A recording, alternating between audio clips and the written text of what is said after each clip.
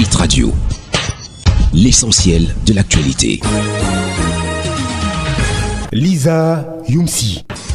Bienvenue au Flash Info sur Hit Radio. Le Cameroun, la Banque mondiale, l'Union européenne et l'ONU en coalition contre les défis transfrontaliers causés par Boko Haram et la guerre en RCA. Le ministre camerounais de l'économie Alamine Ousmane Meid a reçu à Yaoundé la directrice des opérations de la Banque mondiale pour le Cameroun, Elisabeth Unbergs, accompagnée de Peter Hans Chadek, chef de la délégation de l'Union européenne, et d'Allegra Maria Del Pilar, coordinatrice du système des Nations Unies au Cameroun. Les parties ont échangé sur la stratégie pour le relèvement et la consolidation de la paix dans les régions du septentrion et de l'est du Cameroun. Ce sont des régions affectées par les attaques terroristes de la secte nigérienne Boko Haram et la guerre en République centrafricaine. Alamine Ousmane Meid a annoncé que cette importante stratégie fera l'objet d'une présentation officielle, bien entendu après l'approbation du cadre de redevabilité mutuelle. Il a également indiqué que le gouvernement camerounais est preneur de toutes les actions de communication des partenaires qui, au-delà de la communication nationale, permettraient de sensibiliser l'opinion publique internationale et tous les acteurs soucieux d'apporter leur soutien au Cameroun dans cette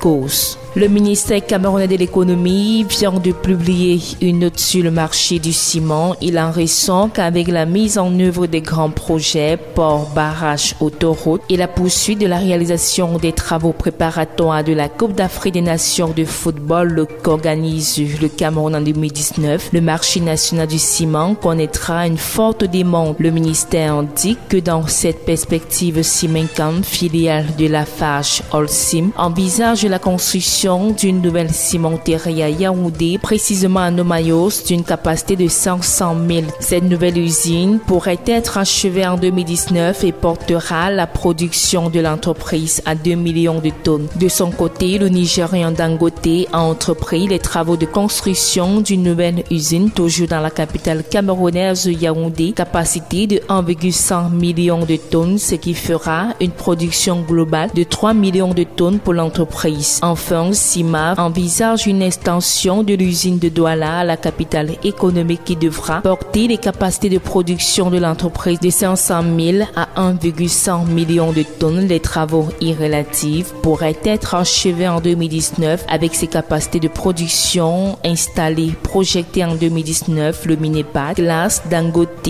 comme leader du marché du ciment, 45%, suivi de Cimencam 30%, CIMAF 22% et Metsem 3%.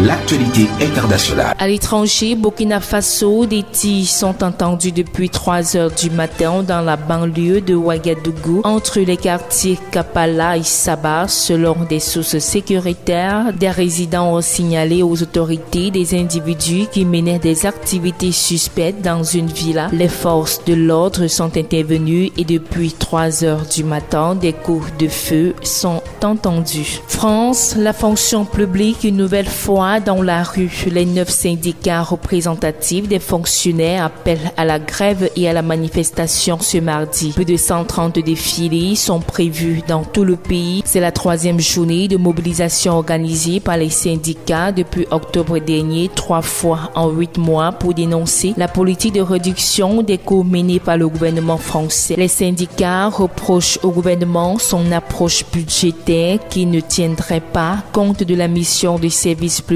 des plus de 100 millions de fonctionnaires. Il dénonce ainsi la suppression programmée de 120 000 postes et le gel du point d'indice en clair du salaire des fonctionnaires. Fin du Flash Info sur Hit Radio. Merci de votre aimable attention. Hit Radio, une info d'avance.